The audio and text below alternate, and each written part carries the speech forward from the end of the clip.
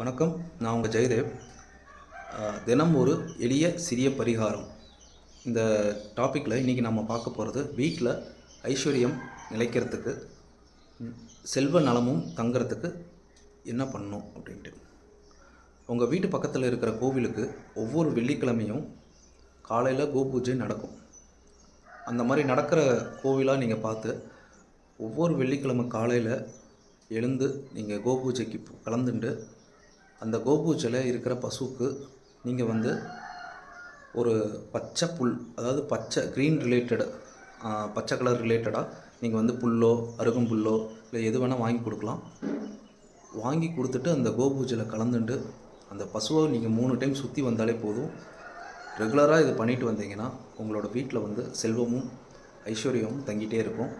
நீங்கள் இந்த பூஜையில் கலந்துக்கிறதுனால என்ன பலன் அப்படின்னா, அதாவது காலையில் நீங்கள் போய் கொடுக்கறதுனால வெள்ளிக்கிழமை காலையில் எல்லா தெய்வமும் அந்த பசுவில் இருப்பாங்க. நீங்கள் சுற்றி வந்தால் எல்லா தெய்வத்தையும் நீங்கள் சுற்றி வர பலன்.